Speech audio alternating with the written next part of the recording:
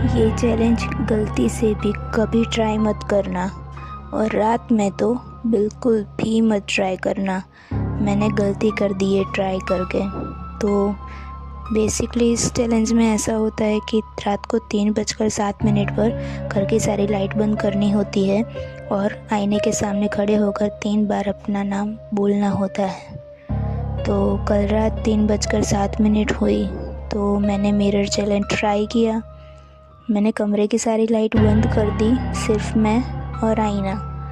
मैंने अपना नाम एक बार बोला, दूसरी बार बोला, तीसरी बार बोला, कुछ भी नहीं हुआ। मैं हंसकर बिस्तर पर लेट गई। जैसे ही आंख बंद की, मेरे कान के पास ठंडी सी सांस महसूस हुई और किसी ने धीरे से फुसफुसाया, तुमने मुझे बुलाया है।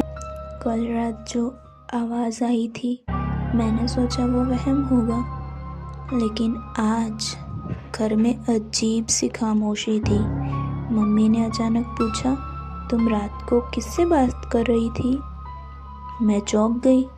मैं तो अकेली थी। उन्होंने कहा, नहीं, हमने साफ सुना था। तुमने अपना नाम नहीं, किसी और का नाम ले रही थी। मेरा दिल ज़ोर से धड़कने लगा। मैंने याद करने की कोशिश की। मैंने तो अपना ही नाम बोला था, है ना? अचानक मेरे फ़ोन की स्क्रीन अपने आप ऑन हो गई और नोट्स ऐप खुला था।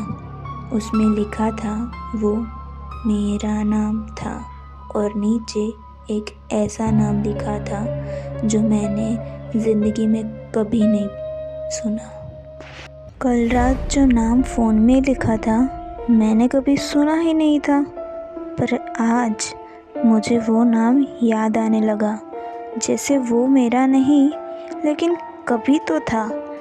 रात को 3:07 पर मेरी आंखें खुली। कमरे में अजीब सी ठंडी थी।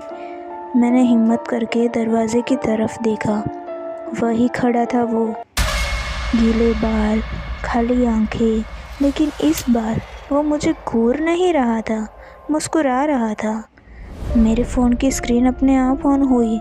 इस बार लिखा था, अब तुम्हें याद आ रहा है? अचानक मेरे दिमाग में एक पुरानी तस्वीर चमकी, बचपन की। मैं और वो लड़का साथ खड़े हुए थे, लेकिन मुझे तो हमेशा कहा गया था कि मैं अकेली बेटी हूँ। धीरे से वो लड़का मेरे पास आया और बोला, तुम अकेली कभी नहीं थी। फिर जो हुआ वो मैंने कभी सपने में भी नहीं सोचा था। वो लड़का मेरे सामने खड़ा था और मुस्कुरा रहा था। मैं चीखना चाहती थी, पर आवाज़ ही नहीं निकल रही थी। उसने धीरे से कहा, उन्होंने तुम्हें सच नहीं बताया। मेरा फ़ोन फिर वाइब्रेट हुआ। गैलरी अपने आप ओपन हो गई। एक पुरानी फ़ोटो सामने थी, हॉस्पिटल का रूम, मेरी माँ और 2 नए जन्मे बच्चे, मैं और वो लड़का। मेरे हाथ कांपने लगे। मुझे याद आया, बचपन में एक एक्सीडेंट हुआ था। सबने कहा था, तुम लकी हो, तुम बच गई। बस। वो लड़का धीरे से मेरे करीब आया और बोला, मैं नहीं बच पाया था। रूम की लाइट झटके से ब्लिंक हुई और जब मैंने दोबारा देखा तो वो गायब था। लेकिन अब मिरर में सिर्फ मेरा रिफ्लेक्शन नहीं था। उस रात के बाद मैंने आईने में देखना ही बंद कर दिया। लेकिन रात को 3:07 पर आईना खुद मुझे बुलाने लगा। हर रात मेरे रिफ्लेक्शन के पास एक और परछाई खड़ी होती। धीरे धीरे वो लड़का और साफ दिखने लगा, लेकिन इस बार वो उदास नहीं था, वो गुस्से में था। मेरे फ़ोन पर फिर वही मैसेज आया, सिर्फ मैं नहीं गया था। मेरा दिल ज़ोर से धड़कने लगा। अचानक मेरे दिमाग में हादसे की पूरी याद खुल गई। कार में सिर्फ हम दोनों नहीं थे। ड्राइव कौन कर रहा होगा? मेरे हाथ कांपने लगे। उसने आईने के अंदर से धीरे से कहा, तुम बची नहीं थी, बचा ली गई थी। अचानक कमरे की लाइट बंद हो गई और अंधेरे में मुझे अपने पीछे कदमों की आवाज़ सुनाई देने लगी। उस रात के बाद मुझे सब कुछ याद आने लगा। वो एक्सीडेंट, टूटी हुई कार और वो लड़का। हम तब सिर्फ 6-7 साल के रहे होंगे। सबको हमेशा यही बताया गया कि एक्सीडेंट में वो लड़का मर गया और मैं बच गई, लेकिन सच्चाई कुछ और ही थी। उस दिन मैं ज़िद कर रही थी कि मुझे आगे वाली सीट पर बैठना है। ड्राइवर का ध्यान एक पल के लिए भटका और उसी पल एक्सीडेंट हो गया।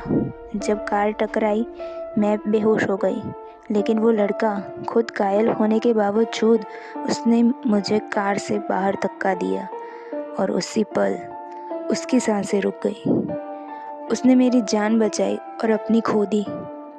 आईने में खड़ा वो लड़का धीरे से बोला, अब तुम्हें सब याद आ गया? मेरी आंखों में आंसू आ गए। मैंने धीरे से कहा, मुझे माफ़ कर दो। वो हल्का सा मुस्कुराया और पहली बार आईने से उसकी परछाई गायब हो गई।